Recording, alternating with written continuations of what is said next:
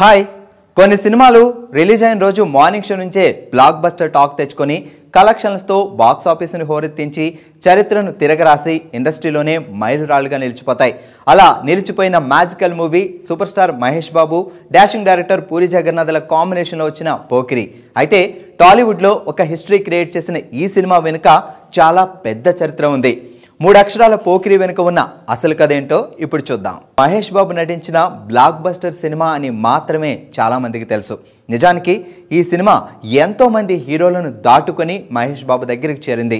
పవన్ కళ్యాణ్తో బద్రీ సినిమా చేస్తున్నప్పుడు డైరెక్టర్ పూరి మైండ్లో మెదిలిన ఒక థాట్ని ఉత్తమ్ సింగ్ సన్ ఆఫ్ సూర్యనారాయణ అనే పేరుతో రాసుకున్నారు. అయితే ఆంధ్రావాలా లాంటి డిజాస్టర్ తర్వాత ఆ స్క్రిప్ట్తో పవన్ దగ్గరికి వెళ్తే రిజెక్ట్ చేశాడు. ఈలోగా చిరంజీవితో సినిమా చేసే ఛాన్స్ వస్తే శ్రీకృష్ణుడు ఫ్రమ్ సురభి కంపెనీ అనే కథ రాసుకుని వెళ్ళి చిరుని అప్రోచ్ అయ్యాడు. కానీ అక్కడ టైం ఎక్కువగా పట్టేలా ఉండడంతో తను లైఫ్ ఇచ్చిన రవితేజని కలిసి కథ చెప్పడంతో రవితేజ సూపర్ అని గ్రీన్ సిగ్నల్ ఇచ్చాడు. అయినా కూడా సినిమా పట్టాలెక్కలేదు. ఈ కథతో సినిమా చేద్దాం అనుకునే టైంకి నా ఆటోగ్రాఫ్ ఆఫర్ రావడంతో అటు జంప్ అయిపోయాడు. ఇక తిరిగి విసుగొచ్చిన పూరి సోనూ సూద్ని హీరోగా పరిచయం చేద్దాం అనుకున్నాడు. కానీ బడ్జెట్లో తేడా కొట్టేయడంతో డ్రాప్ అయ్యాడు. చివరికి ఆల్రెడీ ఒక కథ చెప్పి ఫెయిల్ అయిన మహేష్ బాబు పూరికి కథ చెప్పే అవకాశం ఇచ్చారు. వెంటనే పూరి చిన్న లైన్గా ఉత్తమ్ సింగ్ కథ చెప్పారు. కథ విని సింగిల్ సిట్టింగ్లో ఓకే చెప్పిన మహేష్ హీరోకి ఉన్న సిక్కుల ఫ్యామిలీ బ్యాక్డ్రాప్ని మార్చమన్నాడు. అలాగే 1 ఇయర్ టైం కూడా అడగడంతో స్క్రిప్ట్కి మార్పులు చేసి ఇంకా టైం ఉండడంతో నాగార్జున హీరోగా సూపర్ సినిమా చేశాడు. పూరి చివరికి మహేష్ ఫ్రీ అయ్యి సినిమా చేయడానికి వచ్చినప్పుడు మహేష్కు ఉన్న 3 అక్షరాల సెంటిమెంట్ కూడా కలిసి వచ్చేలా పోకిరి అనే టైటిల్ చెప్పాడు పూరి జగన్నాథ్.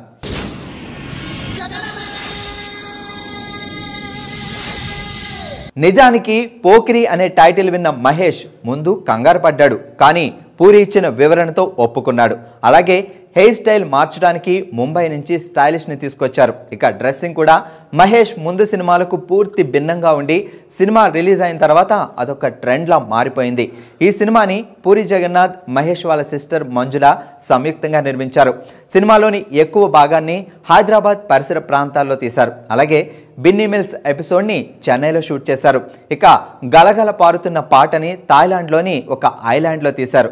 అయితే డోలా డోలా పాటను అక్కడే షూట్ చేయాలనుకున్నా కూడా అన్ని లొకేషన్స్ రెగ్యులర్గా అనిపించడంతో వీళ్ళు షూట్ చేయాలనుకున్న లొకేషన్స్కి పర్మిషన్ రాకపోవడంతో అక్కడే ఒక పబ్లో ఈ సాంగ్ని షూట్ చేశారు. పోకిరి సినిమాలో ఇలియానా ఎంట్రీ కూడా చాలా విచిత్రంగా జరిగింది. ఈ సినిమాకి ముందుగా పూరి అనుకున్న హీరోయిన్ అయేషా టాకియా.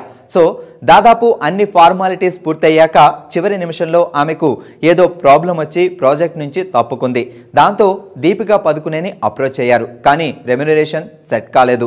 దాంతో వెన్నెల సినిమాలో కనిపించిన ఫ్రెష్ ఫేస్ అయిన పార్వతి మిల్టన్ని సంప్రదిస్తే సినిమాల్లో కొనసాగాలని లేదని చెప్పిందట. ఇక బాలీవుడ్ క్వీన్ కంగనా రనౌత్ని అడిగితే గ్యాంగ్స్టర్ సినిమాలో బ్యాలెన్స్ వర్క్ కోసం డేట్స్ ఇచ్చేశానని, కాల్ షీట్స్ ఖాళీగా లేవని చెప్పిందట. దాంతో ఎవరి దగ్గర దేవదాసులో ఇలియానా స్టిల్స్ చూసిన పూరి జగన్నాథ్ ఆమెను హీరోయిన్గా ఫిక్స్ అయ్యారు.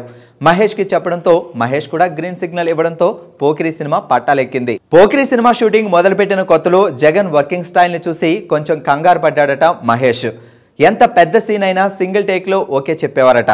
ఆల్మోస్ట్ చాలా సీన్స్ సింగిల్ టేక్లోనే ఓకే చేసేశారు. ఒక వారం తర్వాత ఎడిట్ రష్ చూసిన మహేష్కి జగన్ వర్కింగ్ స్టైల్ అర్థమైంది. సినిమాని అతను చేస్తున్న యాంగిల్లో తీయడానికి అన్ని రకాలుగా కోఆపరేట్ చేశారట సూపర్ స్టార్ మహేష్ బాబు. దాదాపు 100 వర్కింగ్ డేస్లో మొత్తం సినిమాని కంప్లీట్ చేశారు.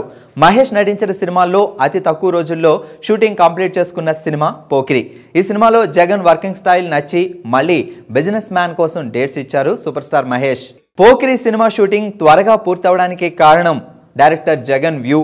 దాన్ని అర్థం చేసుకుని అతనికి కావాల్సిన ఫ్రేమింగ్తో పర్ఫెక్ట్ అవుట్పుట్ అందించిన డిఓపి శ్యామ్ కే నాయుడు షార్ప్నెస్. అప్పటికే పూరితో చాలాసార్లు పనిచేసిన శ్యామ్ పోకిరిని మరింత కేరింగ్తో తీశాడు. అయితే జగడమే సాంగ్ షూటింగ్ సమయంలో శ్యామ్ ప్రసాద్ ప్రభాస్ సినిమా మొన్న షూటింగ్లో బిజీగా ఉండడంతో ఆ పాటని మరో ప్రముఖ కెమెరామ్యాన్ కేవి గుహన్ షూట్ చేశారట. అలాగే పూరి సినిమాలకు ఎడిటర్ అయిన మార్తాండికే వెంకటేష్ చాలా స్టైలిష్ కట్స్ తో సినిమాని చాలా క్రిస్పీగా రెడీ చేశారు. జనరల్ గా పూరి జగన్నాథ్ సినిమాలకు చక్రి మ్యూజిక్ అందించేవారు. వాళ్ళ కాంబినేషన్ లో వచ్చిన అన్ని సినిమాల ఆడియో ఆల్మోస్ట్ హిట్. అయితే పోకిరి సినిమాకి మహేష్ తన ఫేవరెట్ మ్యూజిక్ డైరెక్టర్ అయిన మణి శర్మ పేరుని ప్రపోజ్ చేశారట. పూరి కూడా మణి శర్మతో బాగా సింక్ అవడంతో అదిరిపోయే ఆల్బమ్ రాబట్టుకున్నాడు. అయితే ఈ సినిమాలోని గలగల పారుతున్న గోదావరి సాంగ్ని పాత తెలుగు సినిమా, అది కూడా సూపర్ స్టార్ కృష్ణ సినిమా అయిన గౌరీ నుంచి తీసుకున్నారు.